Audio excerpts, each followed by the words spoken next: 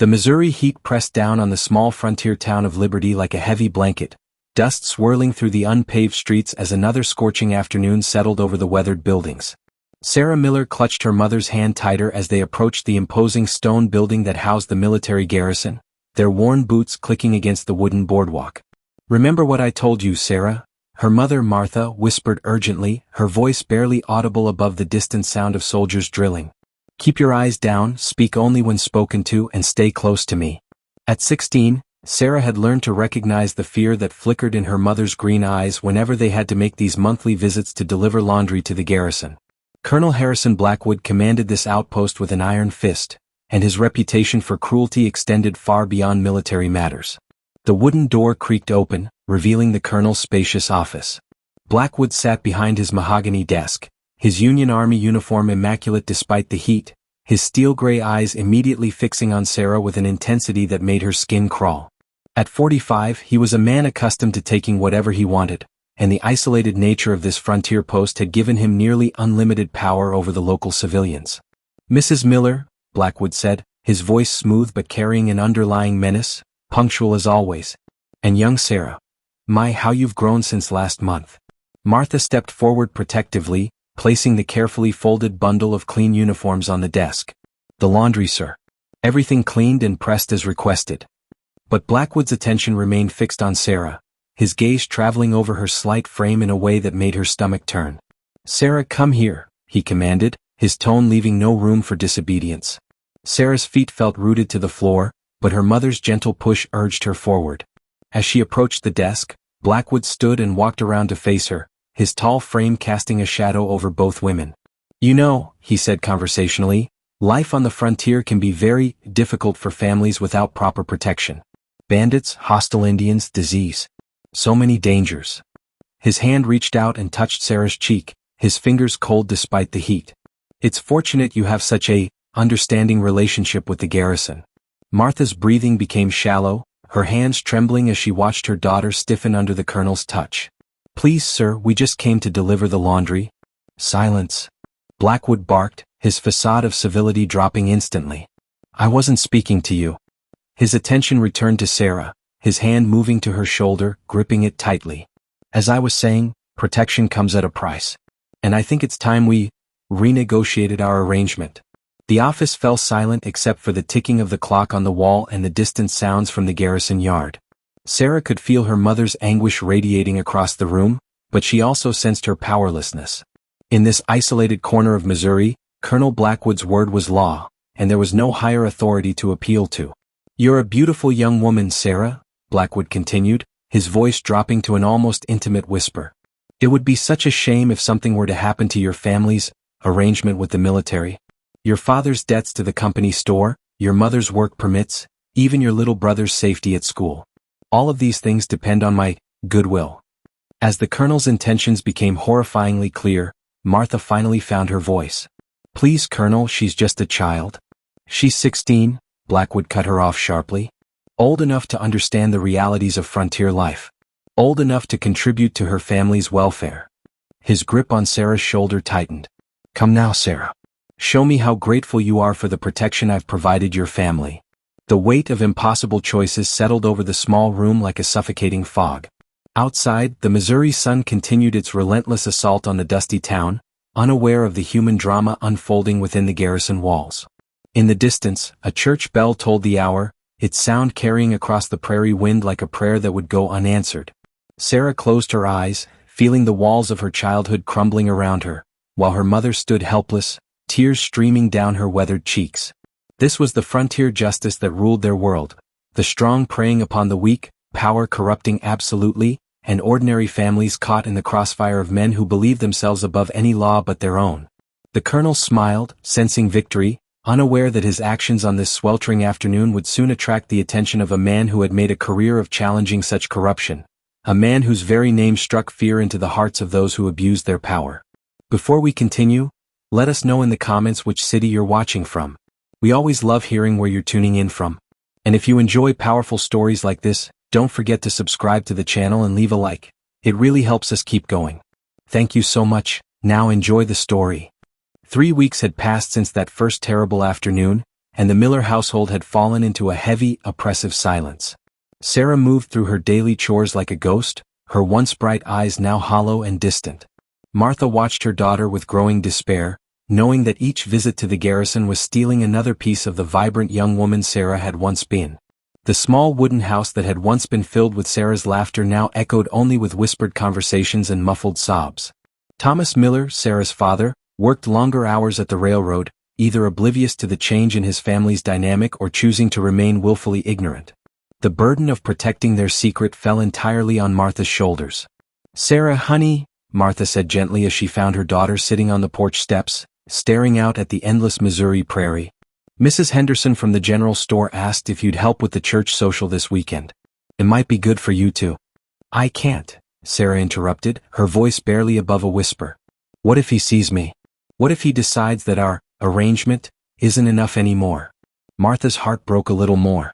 She sat down beside her daughter, careful not to touch her. Sarah had become skittish about physical contact, flinching even at her mother's gentle embraces. "We could leave," Martha said desperately, the same conversation they'd had dozens of times. "Pack up tonight and catch the morning train to Kansas City. Start over." Sarah shook her head slowly. "He'll find us. And even if he doesn't, what about Papa's job? Billy's school? We have nothing, Mama. Nowhere to go." The truth of their situation hung between them like a heavy chain. Colonel Blackwood had been methodical in his manipulation, ensuring that the Miller family's survival depended entirely on his continued goodwill. He held Thomas's job in his hands, controlled the permits that allowed Martha to work, and had made it clear that any attempt to leave would result in fabricated charges against the family. That afternoon, as they walked toward the garrison for another appointment, Sarah noticed something unusual.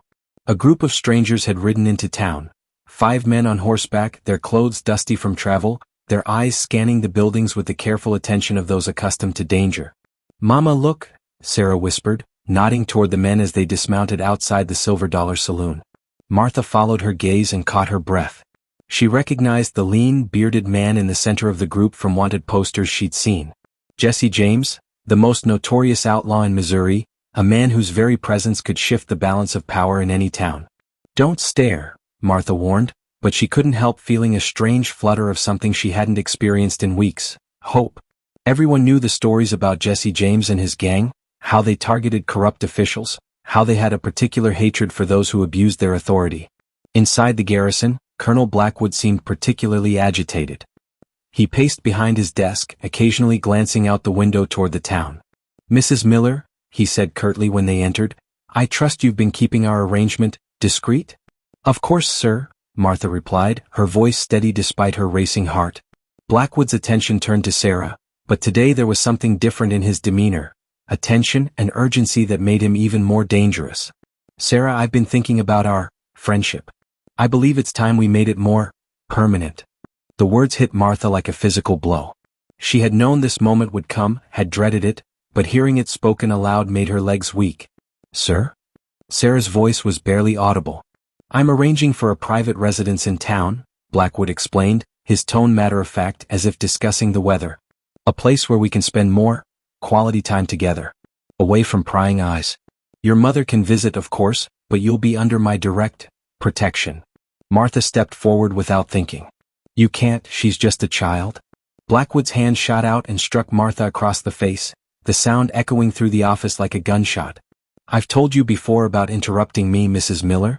Perhaps you need a more permanent reminder of your place." As Martha stumbled backward, her hand pressed to her burning cheek, Sarah felt something inside her snap. The weeks of humiliation, fear, and helplessness crystallized into a moment of pure, desperate clarity. "No," she said, her voice stronger than it had been in weeks. "I won't do it anymore." Blackwood turned to her with a cold smile. "I'm afraid you don't have a choice in the matter, my dear. Unless, of course, you'd prefer that your family face the consequences of disloyalty." Outside, the sun was setting over Liberty, painting the sky in shades of orange and red. In the Silver Dollar Saloon, Jesse James was learning about the colonel who ruled this town with fear and corruption. And in the garrison office, a young woman was discovering that sometimes, when pushed beyond all limits, even the powerless can find the courage to fight back. The stage was being set for a confrontation that would echo through the annals of frontier justice, where the price of tyranny would finally come due. The Silver Dollar Saloon hummed with nervous energy as word spread through Liberty about the strangers in town. Jesse James sat at a corner table, his back to the wall, nursing a whiskey while his men, Frank James, Cole Younger, and 2 other seasoned outlaws, kept watch on the room's entrances. The bartender, a nervous man named Pete, had been quietly filling Jesse in on the local situation. The conversation had started with simple questions about supplies and lodging, but it had quickly turned to darker matters when Pete mentioned the Miller family's predicament. "Been going on for months now," Pete whispered as he refilled Jesse's glass.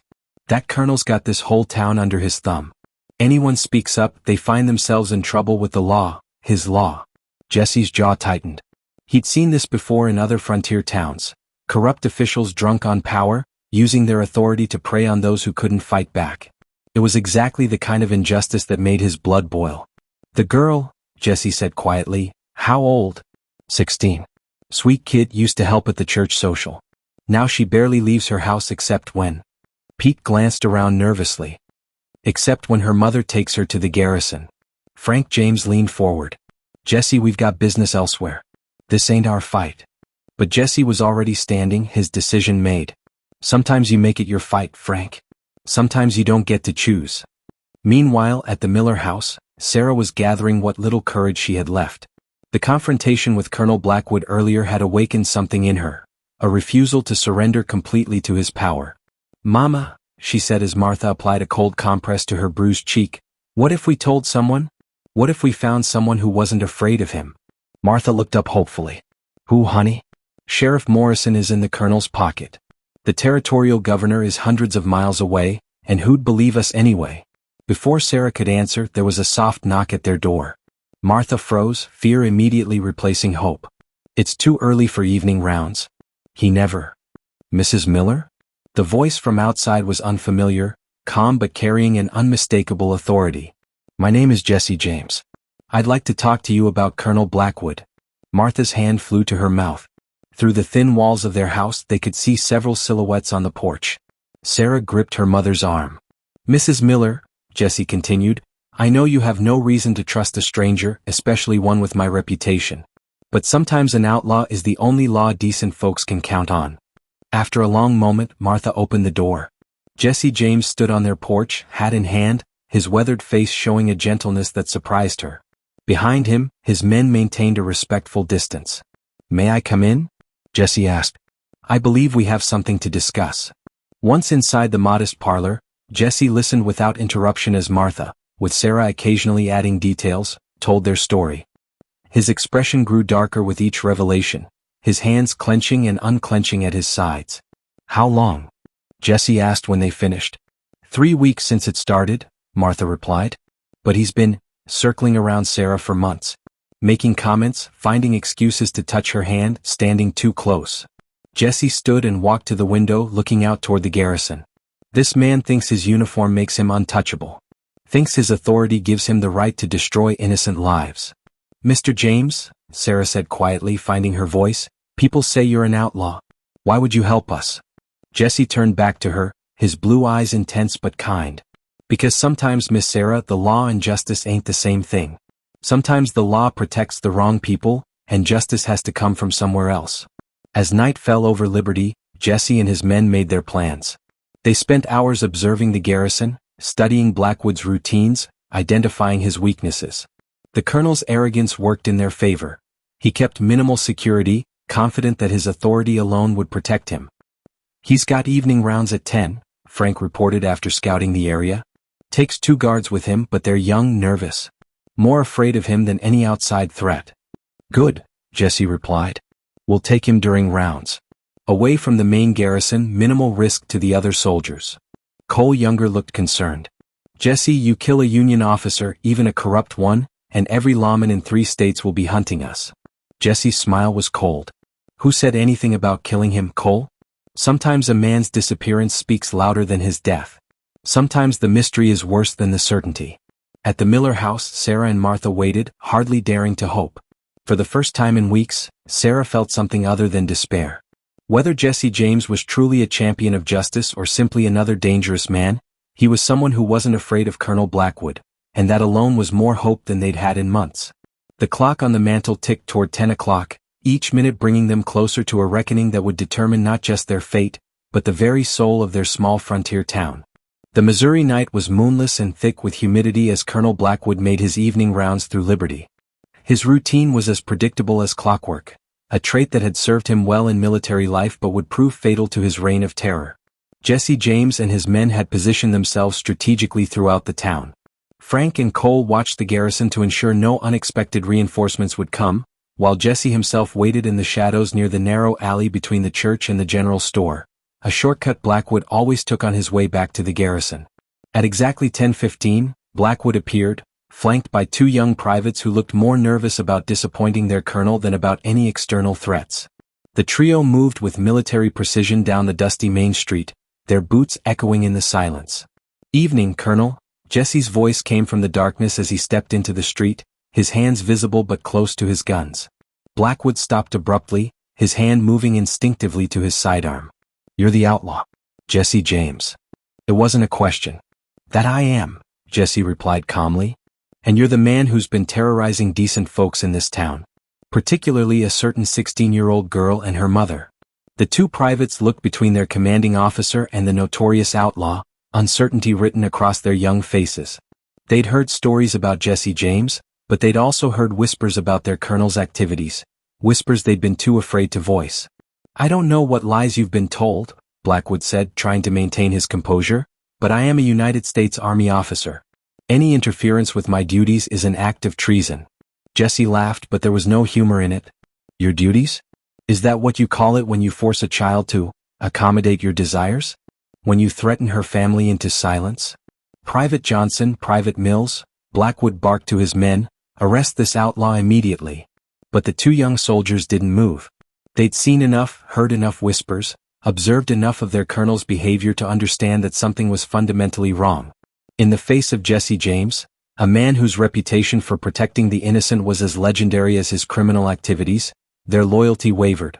"I said arrest him," Blackwood screamed, his composure finally cracking. "No, sir," Private Johnson said quietly, his voice barely above a whisper. "I don't think we will." The admission hung in the air like a death sentence. Blackwood's empire of fear crumbled in that moment, revealed for what it truly was, the petty tyranny of a coward who had abused his authority. Jesse stepped closer, his hand now resting on his gun. "Here's what's going to happen, Colonel. You're going to write a letter to your superiors, detailing your resignation from the Army. Personal reasons.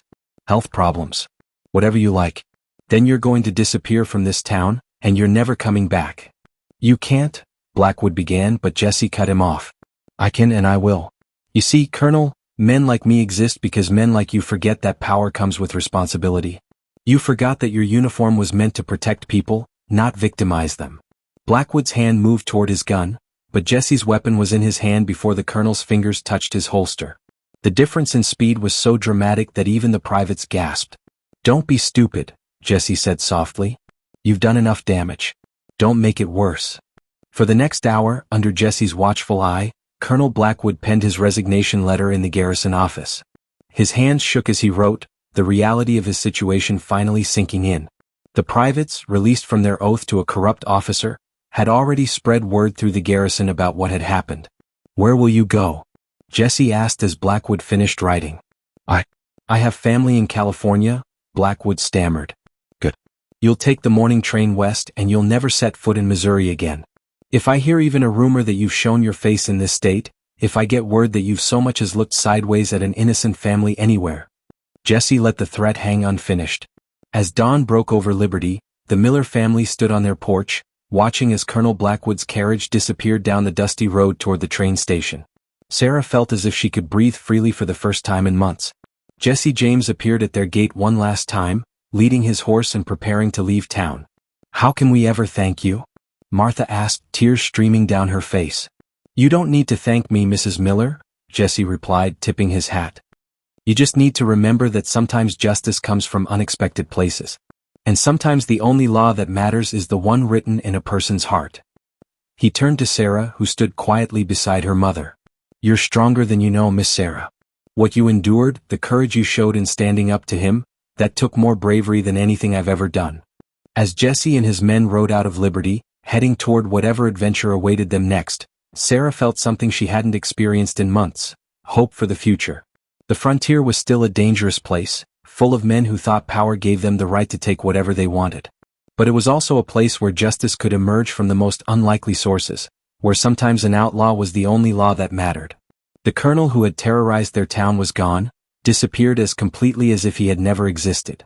And in the small miracle of his absence, the Miller family, and the entire town of Liberty, discovered that even in the darkest moments, there were still those willing to fight for what was right. The church bell tolled the hour as the sun climbed higher over the Missouri prairie, its sound carrying a message of hope across the vast expanse of the American frontier.